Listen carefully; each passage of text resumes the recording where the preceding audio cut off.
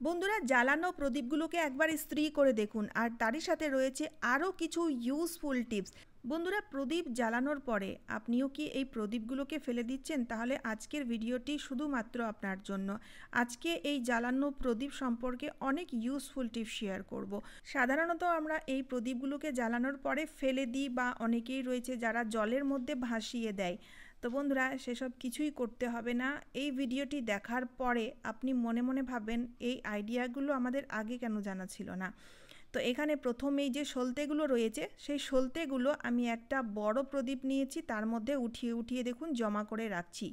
তারই সাথে সাথে প্রদীপগুলোর মধ্যে যদি অল্প একটু তেল বা ঘি থেকে থাকে, সেটাও কিন্তু আমি সলতের মধ্যে ঢেলে দিলাম। এবার এই সলতেগুলো কিন্তু আমরা ফেলবো না, এটার ইউজ আমি আপনাদের সাথে পরে শেয়ার করব। তার আগে বলি, এই প্রদীপগুলো যেহেতু অনেক তেল চিটচিটে হয়ে রয়েছে, তেল বা ঘি দিয়েই তো আমরা প্রদীপ জ্বালিয়ে থাকি, তো সেই তেল চিটচিটে ভাবটাকে পরিষ্কার করতে হবে। তার জন্য এখানে একটা পাত্রে আমি গরম জল নিয়েছি, গরম জলের মধ্যে হাফ চামচ মতো ডিটারজেন্ট পাউডার দিয়ে দিলাম। ডিটারজেন্ট পাউডারের জায়গায় আপনারা ভিম লিকুইড বা ভিম বার রয়েছে, সেটাকে গ্রেট করে দিয়ে দিতে পারেন।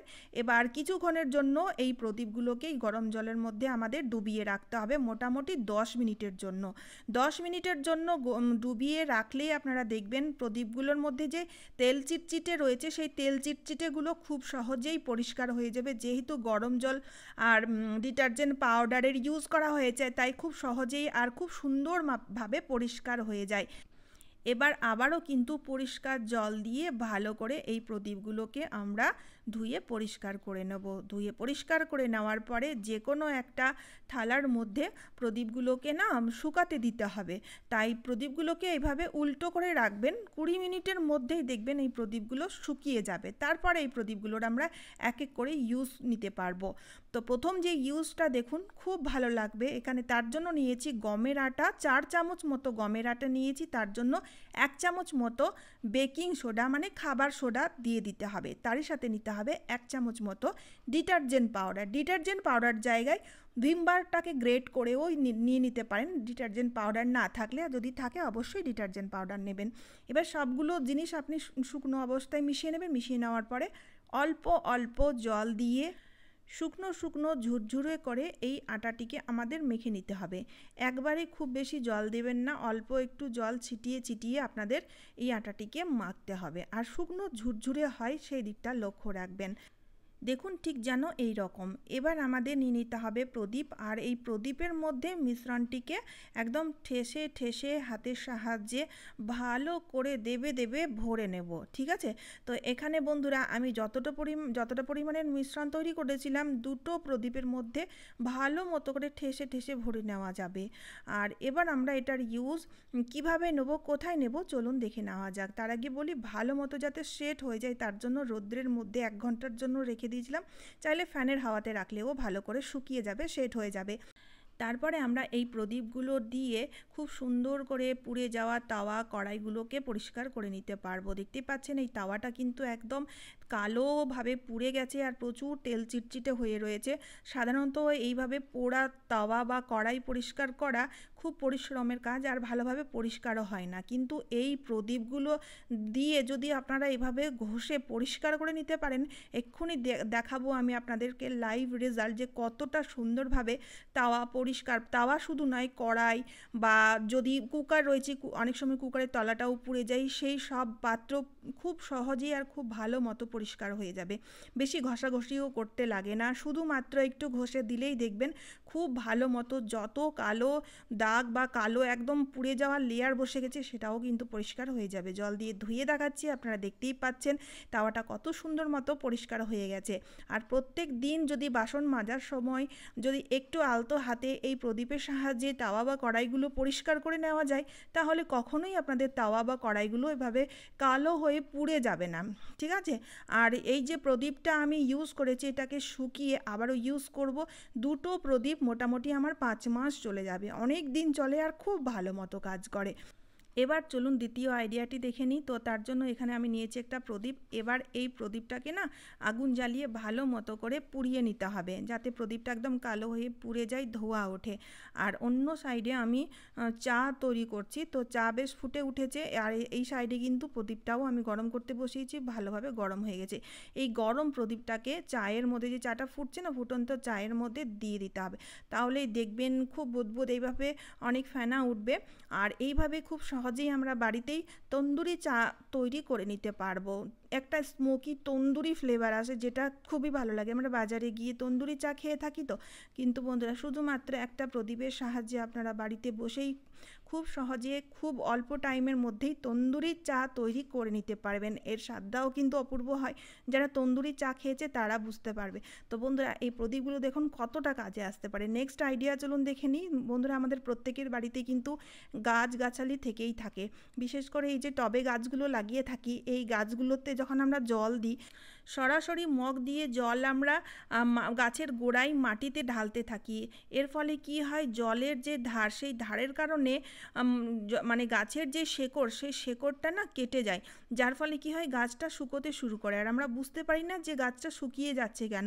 তো তার জন্য কি করবেন, তার জন্য এখানে মাটির প্রদীপের ইউজ করবেন। কিভাবে চলুন আমি আপনাদের দেখাচ্ছি। গাছের গোড়ায় একটা মাটির প্রদীপ রাখলেই যথেষ্ট হবে। এবার যখন আপনারা জল দেবেন, সরাসরি মাটিতে এই জল না ঢেলে প্রদীপের মধ্যেই জল ঢালবেন। এতে কি হবে, জলের ধারটা আর মাটিতে গিয়ে বা মানে গাছের শেকড়ে গিয়ে সরাসরি লাগবে না, যার ফলে কি হবে, আপনাদের গাছটা সতেজ থাকবে আর গাছের কোনো ক্ষতিও হবে না। আশা করছি এই আইডিয়াটিও আপনাদের দারুণ কাজে দেবে। চলে এলাম নেক্সট আইডিয়া নিয়ে। তো বন্ধুরা আমরা যখন কুকারে ভাত বা তরকারি বা যে কোনো সবজি, যখন ডাল সবজি রান্না করে থাকি, অনেক সময় ভুলবশত দেখবেন পুড়ে যায় কুকারটা। আর কুকার যখন পুড়ে যায় তখন দেখবেন এই পোড়া দাগটা 2 থেকে 3 দিন লেগে যায় পরিষ্কার করতে। জল দিয়ে ভিজিয়ে রাখি, আবার একটু পরিষ্কার করি, আবার জল দিয়ে ভিজিয়ে রেখে পরিষ্কার করি। তো সেক্ষেত্রে অনেক পরিশ্রম আর অনেক টাইমও লেগে যায়। কিছুই করতে হবে না, দারুণ আইডিয়া শেয়ার করছি। তার জন্য কুকারের মধ্যে 1 কাপ মতো জল ঢেলে দিন, আর তারই সাথে প্রদীপের কয়েকটা টুকরো ভেঙে দিয়ে দিন, আর হাফ চামচ মতো ডিটারজেন্ট পাউডার, ভিম লিকুইড বা ভিম বার ঘষেও দিতে পারেন। তারপরে কি করতে হবে, কুকারের ঢাকনাটি বন্ধ করে এবার আমাদের এই কুকারটিকে না গরম করে নিতে হবে। একটা সিটি আসা পর্যন্ত আমরা কুকারটিকে মানে গরম করে নেব। একটা সিটি এসে গেছে দেখতেই পাচ্ছেন, আমি গ্যাস বন্ধ করে কুকারটাকে ঠান্ডা করে এবার আমি আপনাদের দেখাচ্ছি।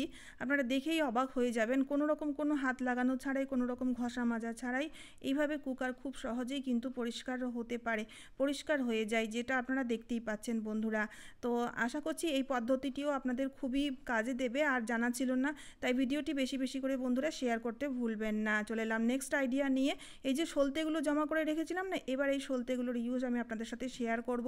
তার জন্য এখানে নিয়েছি একটা তেজপাতার ছোট ছোট টুকরো কেটে এবার সলতের সাথে দিয়ে দিলাম, আর তারই সাথে নেব আরও দুটো জিনিস। তো এখানে আমি 3টে মতো লবঙ্গ নিয়েছি, আর 2টো মতো কর্পূর নেব। যে কর্পূর আমরা পুজোতে ইউজ করি সেই কর্পূরের ইউজ করছি। কর্পূরগুলোকে গুঁড়ো করে দিয়ে দেবো। এবার কি করব, এই প্রদীপটাকে আমরা জ্বালিয়ে নেবো, এই সলতেগুলোকে জ্বালিয়ে নেবো। জ্বালিয়ে নেওয়ার পরে এই সলতের ধোঁয়া সারা ঘরে আমাদের ছড়িয়ে দিতে হবে। এতে কি হবে, আপনাদের ঘর থেকে নেগেটিভিটি দূর হবে। ঘরে যদি সবসময় ঝগড়া, অশান্তি বা বিপদ আপদ লেগেই রয়েছে, তো সেক্ষেত্রে বন্ধুরা সেই নেগেটিভ এনার্জি দূর হয়ে যাবে। তারই সাথে সাথে মশার উপদ্রবও দূর হবে, কারণ মশারা এর গন্ধ একদমই সহ্য করতে পারে না। তো প্রত্যেক দিন সন্ধেবেলায় সারা ঘরে, এমনকি বাথরুমের মধ্যেও এই ধোঁয়া ছড়িয়ে দিতে হবে। প্রত্যেক দিন এই কাজটি করবেন, 1 সপ্তাহের মধ্যেই দেখবেন খুব ভালো রেজাল্ট পাবেন। চলে এলাম পরবর্তী আইডিয়া নিয়ে। বন্ধুরা অনেক সময় আমরা যখন জামা কাপড় ইস্ত্রি করি, তো এই আয়রনের মধ্যে দেখবেন অনেক জামা কাপড়ের মধ্যে কালার ওঠে। তো গরম আয়রন দিয়ে যখন আমরা ইস্ত্রি করি, তখন সেই কালার উঠে গেলে না এই কালার আয়রনের মধ্যে লেগে যায়, যার ফলে কি হয়, এই আয়রনের ইউজ না আমরা আর করতে পারি না। দেখতে পাচ্ছেন কালার লেগে গেছে, এরকমটা কিন্তু অনেক সময়ই হয়ে থাকে। তো সেক্ষেত্রে দারুণ আইডিয়া শেয়ার করব। তো প্রথমে আপনাদের আয়রনটিকে না গরম করে নিতে হবে, ঠিক আছে। আয়রনটি যেই গরম হয়ে যাবে, তখন একটা মাটির প্রদীপ নিয়ে যদি আপনারা এইভাবে ঘষতে থাকেন, দেখুন আমি আপনাদের দেখাচ্ছি কিভাবে এই কালার উঠে যেতে পারে, কিভাবে এই কালার খুব সহজেই পরিষ্কার হতে পারে। আপনারা এই ভিডিওটি দেখলেই বুঝতে পারবেন। গরম আয়রনের মধ্যে শুধুমাত্র এই মাটির প্রদীপটাকে হালকা করে ঘষে যেতে হবে। এতে দেখতেই পাচ্ছেন যত কালার ছিল সব কিন্তু একদমই পরিষ্কার হয়ে গেছে। কোনো রকম কোনো জল দিয়ে ধোয়া ছাড়াই বা কোনো রকম কোনো সলিউশন ছাড়াই শুধুমাত্র মাটির প্রদীপের সাহায্যে কয়েক সেকেন্ডের মধ্যেই আমরা এই নোংরা প্রেসগুলোকে পরিষ্কার করে নিতে পারবো। আশা করছি এই আইডিয়াটিও কিন্তু আপনাদের দারুণ কাজে দেবে।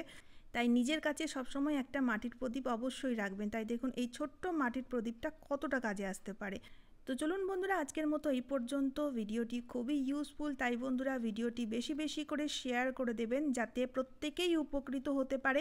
তারই সাথে সাথে চ্যানেলটিকে সাবস্ক্রাইব করে অবশ্যই আমার পাশে থাকবেন। তো চলুন আবার দেখা হচ্ছে অন্য কোনো নতুন ভিডিওতে। টাটা বন্ধুরা।